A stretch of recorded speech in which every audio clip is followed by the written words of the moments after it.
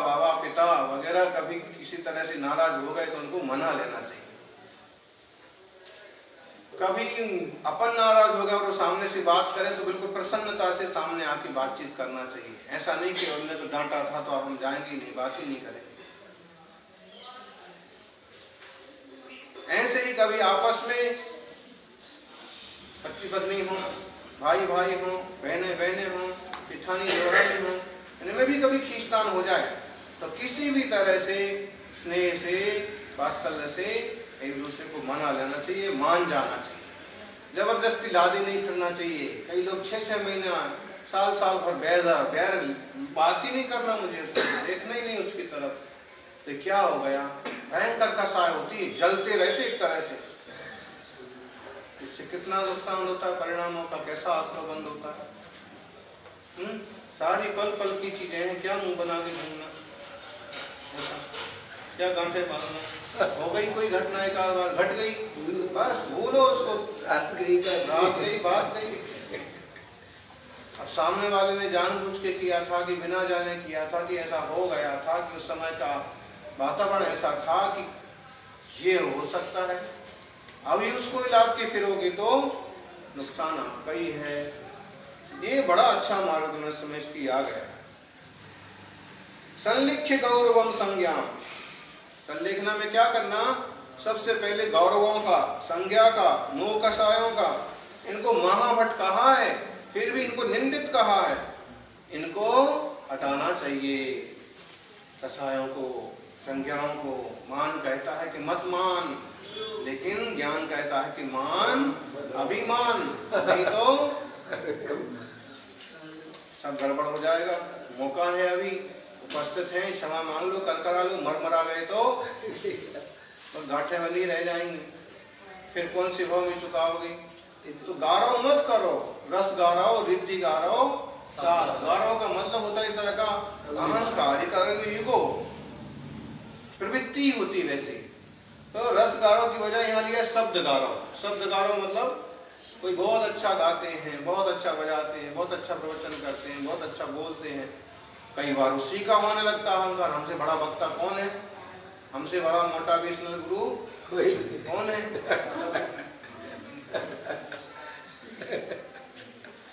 इस तरह से शब्दों का क्या गारव करते हैं, ये भी पुतगल की रचना है। कई लोगों को रिद्धि का गारव होता है। देखो हम उठते हैं तो हमारे साथ 50 लोग साथ में चलते हैं। हर समय लोग 4 लोग पकड़ के वो खड़े रहते हैं, जूता लेके खड़ा रहता है आदमी, छाता लेके खड़ा रहता है। गाड़ी का ड्राइवर देखो गाड़ी के पास पहुंचते नहीं, गेट खोल के तैयार रहता है। ऐसे रिद्धियों का अहंकार करते हैं लोग, गाड़ियों का, लाड़ियों का, कबाड़ियों का, यही काम है कबाड़ियों का। जबकि ज्ञानी न शब्द गारव करता है, न रिद्धि गारव करता है, न साथ गारव करता है। साथ गारव मतलब साथा, हर चीज में सुख साता है, सब व्यवस्थित है एकदम। तो साता का भी गारव नहीं करता है, मुझे ऐसा रस मिलता है, ऐसा अन्न मिलता है, रोज सेवई नहीं मिलती दूध में।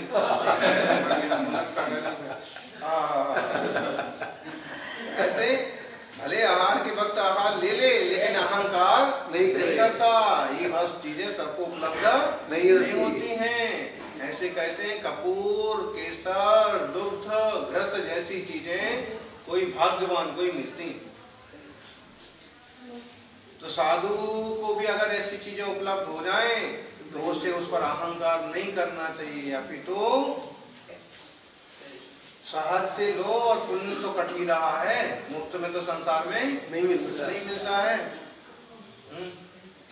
देखो ऐसे ही संज्ञा होती है, आहार, निद्रा, भय, मैथुन, ये संज्ञाओं की वशीभूत मत हो। नो कसाएं, हास्य रति, मजाक कर रहे हैं। कल रात को पता नहीं क्या बात कर रहे थे पड़ोस में सामने वाले, तो कुछ लोग कुछ भी बक बक कर रहे हैं। अरे थोड़ा मौन रहो, शांत रहो, साधना करो, सामायिक करो। हास्य मजाक कर रहे हैं, हंसी मजाक मत करो। अगर आप ऐसे बाहर तिराहे चौराहे पर भी बैठना है, सुगम सागर जी ऐसे भी कभी मौका पड़ता है तो 2-4 जने जो आसपास है उनको ही बिठा के क्लास चालू कर दो, मौखिक रूप से प्रश्न, कम से कम दूसरे लोगों को ये लगे कि संत बैठे हैं और धर्म चर्चा कर रहे हैं। मौका तो पड़ता ही है रास्ते में, हर जगह रूम तो मिलते नहीं है। अब अपन ऐसे खाली बैठे हैं और एक गाड़ी निकली, दूसरी गाड़ी निकली, फिर भैंसे निकली, गाय निकली, दुकान वाला दुकान खोल रहा है, चाय वाले चाय पी रहे, अब आप लगे हो देखने, मतलब कैसा लगेगा?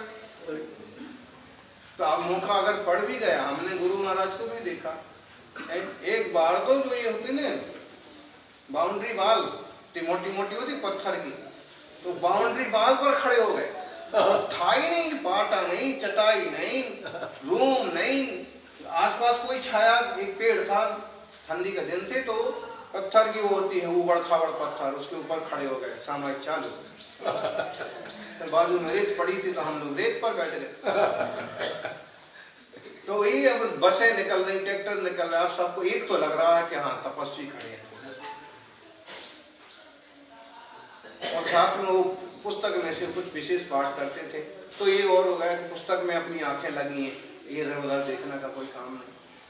फिर जैसे ही सामायिक पूरी हुई तो जो चेले शिष्य ज्यादा भी नहीं है आसपास बैठे हैं, बस बैठ के तब तो चर्चा चालू हो गई, वो भी बंद गए, आप भी बंद गए, जो प्रज्ञावान हो वो ऐसे करेगा, बाकी तो निकल नहीं है बस।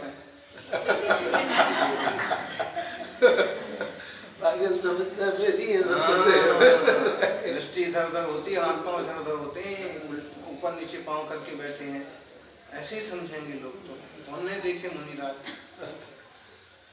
तो हास्य रति अरति शोक भय जुगुप्सा वेदों संबंधी प्रवृत्ति नहीं होना चाहिए, और लेस्याएं शांत लेस्या, बात बात में भड़क गए, भड़कने के लिए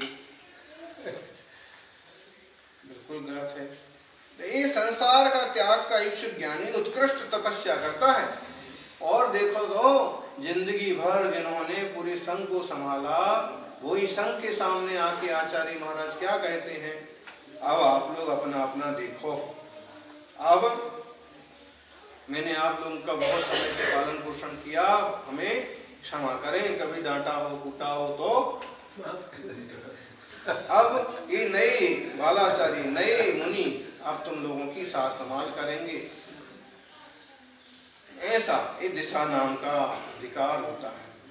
बालाचारी जिसमें बहुत सारे गुण होते हैं, गंभीर होता है, आचार्य महाराज के अज्ञानुकूल होता है, ज्ञानी ध्यानी होता है, सब चीजों को समझता है और उसको संघ सौंपते हैं, क्षमा कर देते हैं, क्षमा कराते हैं।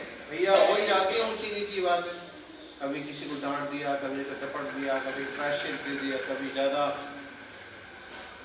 लाड़ लड़ा दिया, बाद में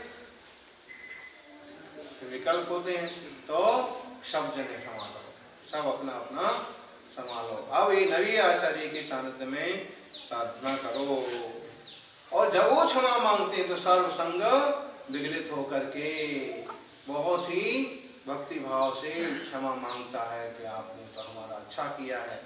कभी भी कोई क्षमा मांगता है तो क्या बात का क्षमा करे, क्षमा करे, तो ऐसे ही है, गाली देता क्षमा मांगता है। इस तरह की प्रवृत्ति नहीं होना चाहिए। कभी भी कोई क्षमा मांगने की बात हो तो स्नेह से ही सामने आना चाहिए, कोई बात होता है इस तरह से, लेकिन प्रवृत्ति अच्छी नहीं है। आप भी सावधानी रखो, हम भी सावधानी रखो। कई ऐसे लक्ष्य मिलते हैं, क्षमा मांगने जाओ तो कई बात की क्षमा ऐसे। तो अनुशिक्षी में अनुशासन सिखाया कि ऐसे करना, आप लोग सभी आचार्यों की आज्ञा के अनुसार चलना, निरंतर आपस में मधुर स्नेहपूर्ण आनंददायक वचनों के द्वारा व्यापार करना, विचार विनिमय करना, मिलजुल के रहना, रत्नत्रय की जिससे वृद्धि होवे वो काम करना। सम्य दर्शन ज्ञान चरित्र में हीनता आए, दर्शन ज्ञान चरित्र तप वीर्याचार में हीनता आए, वो काम नहीं करना। बिल्ली की तरह काम नहीं करना। बिल्ली पहले तो करती म्याऊं म्याऊं, धीरे धीरे मतलब पहले जोर जोर से बोलती है, फिर चली जाती। तो ऐसे नहीं करना कि शुरू शुरू में तो बड़ा उपाय, मेरा अन्न का त्याग, ड्राई फ्रूट का भी त्याग, सब चीज का त्याग। 2-4 दिन में अकल ठिकाने। ये शरीर अन्न का कीड़ा है। तो और गुरु महाराज भले खुद इतनी कठिन तपस्या करते, लेकिन संग में कहते थे अन्न वगैरह का त्याग मत करो। अन्न से पेट में आधार बन जाता है। उसकी इतना सा गेहूं का रोटी खा ली, इतना दलिया खा लिया तो एक बेस बन जाता है, वो जल्दी बाहर नहीं निकलता है। और फिर पानी वगैरह ले लो तो भी 24 घंटे निकल जाते हैं। और तुम कुछ भी बादाम का पी के आ गए, पेस्ट पी के आ गए, फुर्र से निकलेगा पिचकारी देगा, वो बचता है नहीं। तो इसके चक्कर में मत पड़ो। बादाम से ताकत नहीं आती है ज्ञानी, बादाम खाने से ताकत नहीं आती है, ठोकर खाने से ताकत आती है, अकल आती है। बादाम खाने से अकल आ जाती तो, लेकिन ऐसा नहीं। एक ने पूछा, बताओ अंगूर के गुच्छे में कितने अंगूर हैं? तो सामने वाले ने कहा अरे अंगूर तो कितना, क्या पता कितने हैं, 2 बादाम खाओ। बताओ ये आम के गुच्छे में कितने आम हैं? मैंने कहा 2। देखो आई अकल।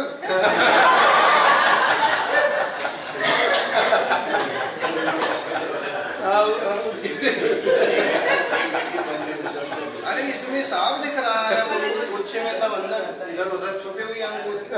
बादाम खाने से अकल नहीं आती है, बादाम का लालच नहीं, गरिष्ठ वरिष्ठ का, सीधी सिंपल साग रोटी, मक्के की रोटी खा के भी किसान 24 घंटे अंगली का जमाना था। देखो एक वस्तु खा के भी और 7-7 दिन कर लेते थे। एक तो शांति, और फिर जो वस्तु ली सहजता से ली, सहज ही है, परिणाम शांत रहते तो सब शांत रहता है।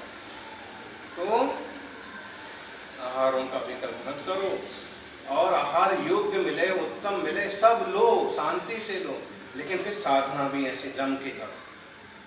ऐसे मत करो कि पहले तो अब हमारा कल का उपवास, परसों का उपवास, इतना सब ढूंढ के कहीं से बाल लिया है। और जब बिहार में हवा निकली ना, तो फिर समझ में आया कि बाल जैसा था ही नहीं, मैंने पछतावा क्या। जब उस रावत कह रहा था कि महाराज कुछ नहीं, कुछ नहीं,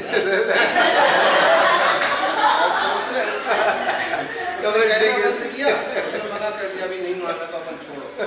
अब मजबूरी में हाथ छोड़ना पड़ता, बोल ही नहीं रहा कि कुछ नहीं है, अब हाथ छोड़ो। अब हाथ नहीं छोड़ो तो या तो खुद मान जाओ कि हाँ कुछ नहीं है, नहीं तो हाथ छोड़ो। और फिर बाद में हाथ छोड़ने की बात पछतावा, वो कह रहा था आज मान जाते तो अच्छी बात। अब पछताएंगे।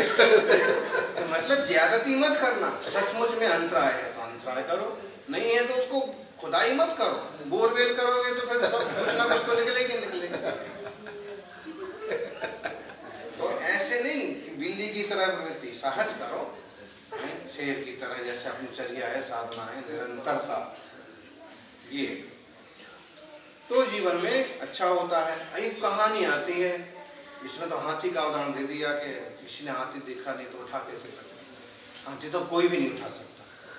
लेकिन एक कहानी आती है कि किसान के यहाँ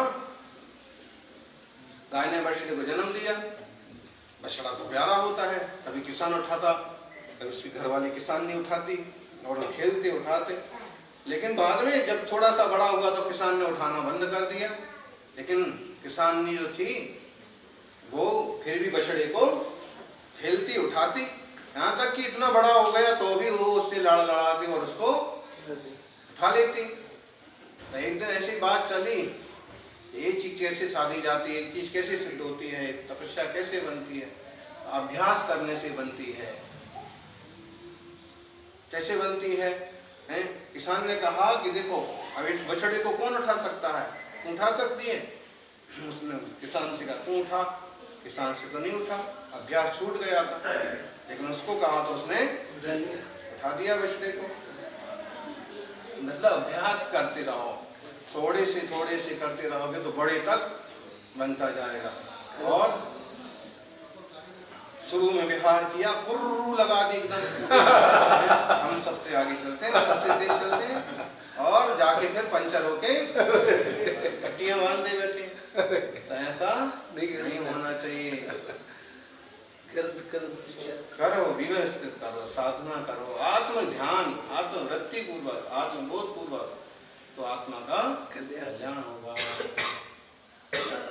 इस प्रकार से यहाँ दर्शन ज्ञान चरित्र की विशुद्धि के लिए बहुत अच्छा मार्गदर्शन किया है। जय बोलिए 24 आदिम तीर्थेश्वरादि विधाता देवादिदेव महा